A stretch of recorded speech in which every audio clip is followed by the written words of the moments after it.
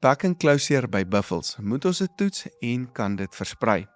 Welkom by hierdie week se AMT Wildoorsig. Ek en Franco gesels oor back and closure met 'n groot probleem wat nou besig is om te broei in die wildsbedryf. Maar ons kyk ook na hoekom jy nou jou diere moet help met ekstra voer en na die nuutste pryse van die afgelope week. Als in hierdie week se episode, so maak seker jy loop dit nie mis nie. Voor ek begin, kan ek julle asseblief 'n groot guns vra. Los asseblief vir ons kommentaar of 'n thumbs up of druk op daai like knoppie. Dit help ons nie net om hierdie inhoud elke week beter te maak nie, maar ook om een van Suid-Afrika se gewildste landbouprogramme dan verder te laat groei. So baie dankie vir elkeen se ondersteuning. Oor die algemeen het vlakte en intermediêre wild se pryse dan gedaal laasweek, maar ons het wel 'n verbetering in kleurvariante en hoër waarde wild se pryse gesien. Soos gewoonlik, ons kyk dan na die gemiddelde pryse van 'n teelgroep of familiegroep waarin 'n bil of ram insluit, paar vroulike diere en ook jonger diere en kyk dan na die gemiddelde prys per dier in daai pakkie. Vir familiegroepe onder vlakte wild het springbokke dan gebly op R5.060 per dier, rooibokke styg na R2.950 met blesbokke onveranderd op R3.460. Die blesbok ramme se gemiddelde pryse het egter met 50% gedaal week op week na R5.800 gemiddeld laasweek. Gemsbokke verhandel nou op R17.000 met blouwillebeeste so bietjie hoër op R6.430 gemiddeld. Familiegroepe onder intermediêre wild het Kaapse elande dan klein bietjie afwaarts beweeg na R17.100 met kudu's ook bietjie laer op R12.750.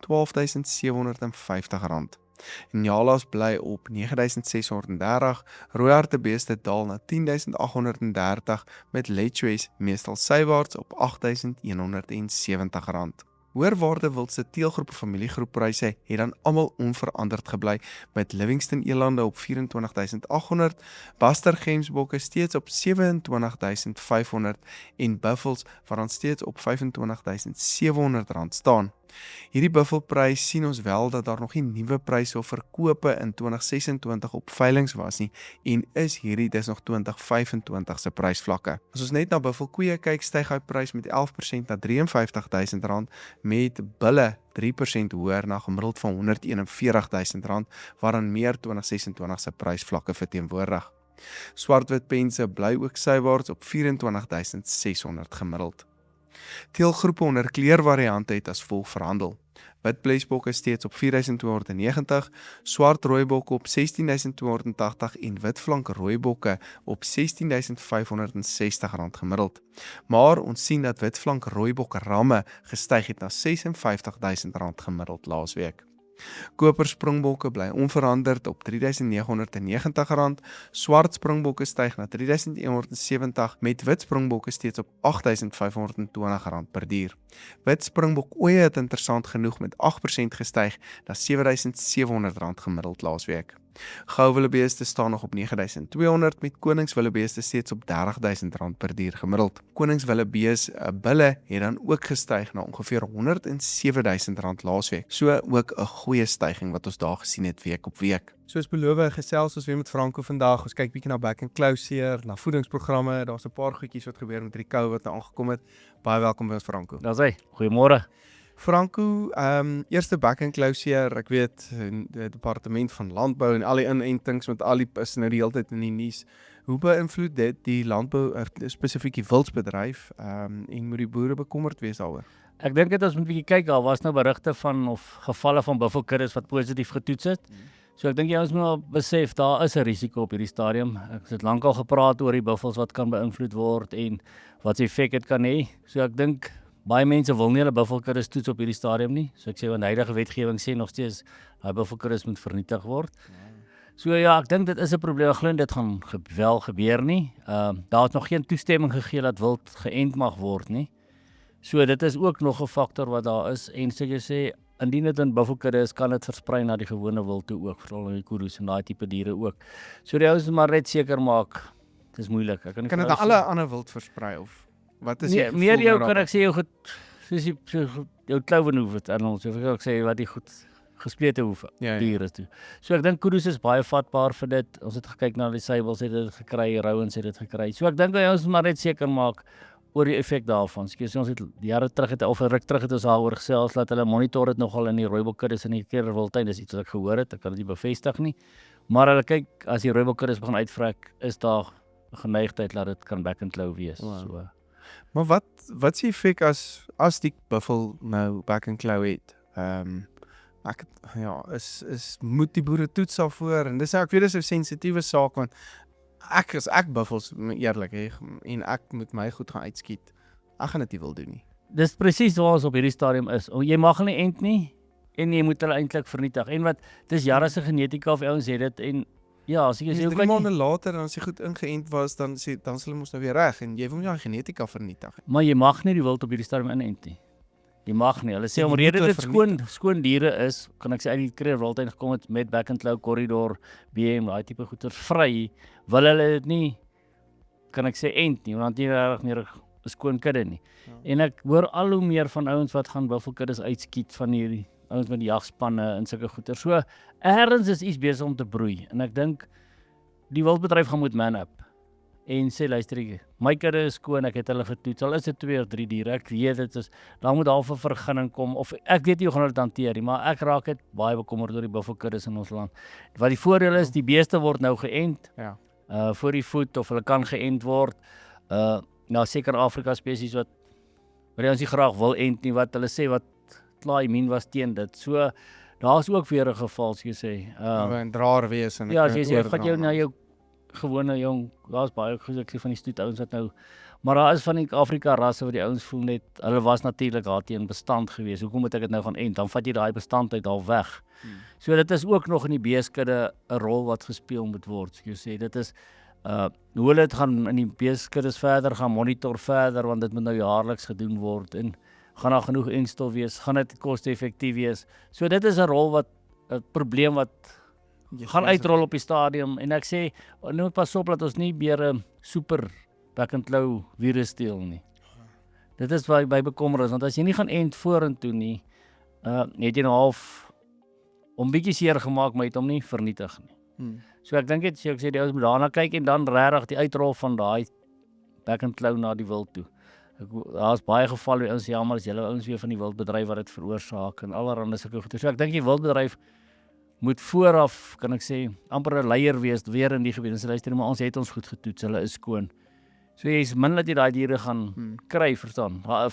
Ek dink as dalk meer vrektes onder die wild, kan ek sê, as wat daar onder die beeste gaan wees met back and claw.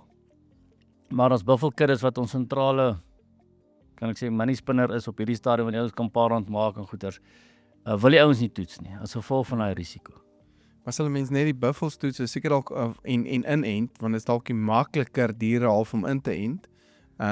As ek wat net byvoorbeeld met 'n kudu of met 'n ander tipe goed, jy gaan hulle mos nie regtig ingeënt kry.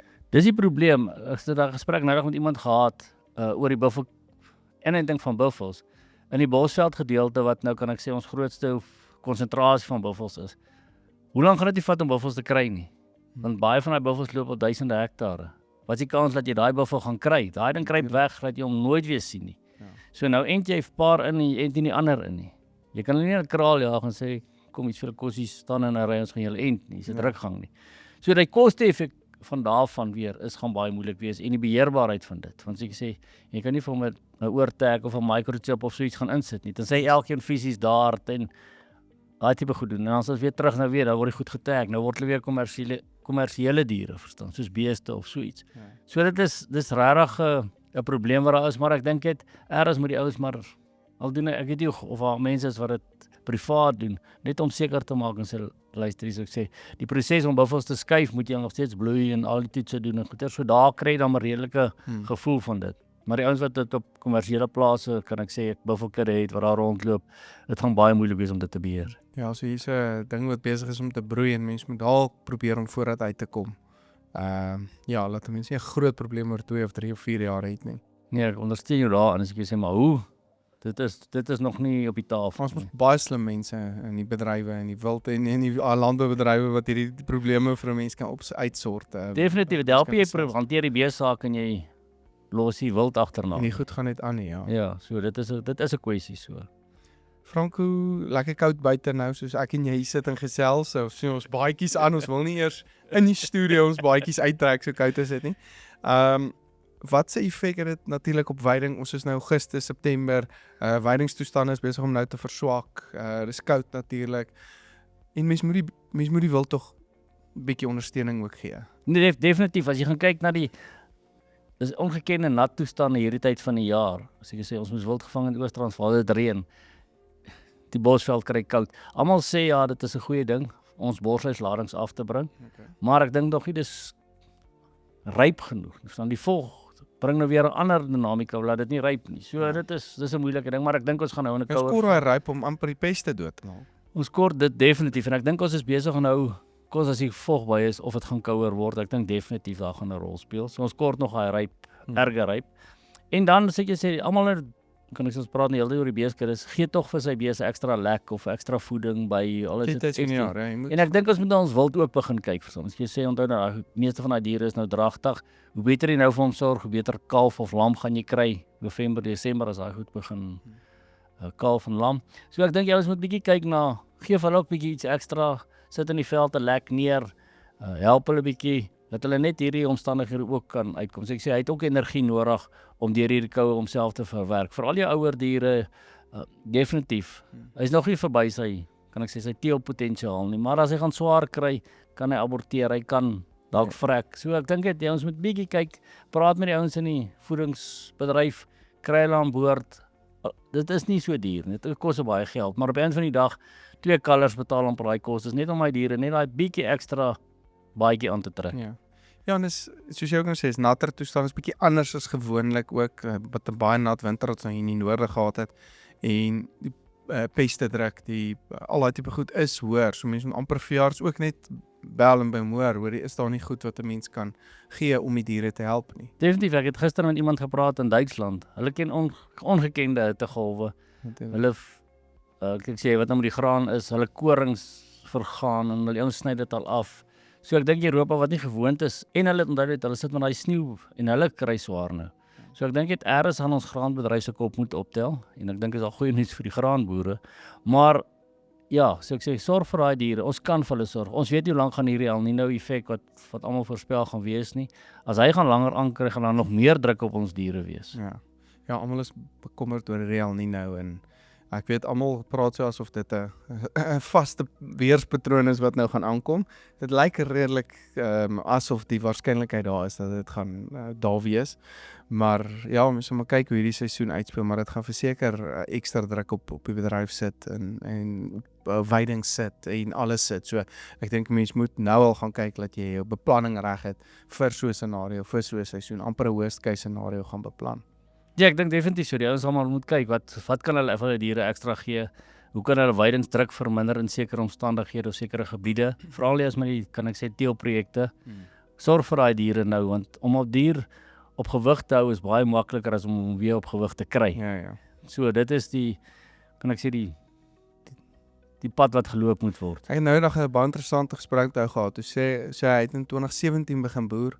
En as jy nou dink, hy's nou amper 9 of 10 jaar dat hy besig is om te boer en hy het nog nooit 'n regte droogte beleef nie. 'n groot droogte, ja, groot droogte is maar 15, 16 eintlik gewees. Daar was nou in sekere areas bietjie droër omstandighede gewees, maar landwyd eintlik 'n groot probleem. Hierdie laaste 10 jaar eintlik nog nie en die moontlikheid is nou daar. So dit is nie dat jy altyd daai veiding gaan hê, dat jy altyd daai grasse gaan hê, dat dit dieselfde gaan wees as die laaste 6 jaar wat relatief 'n goeie toestande was nie.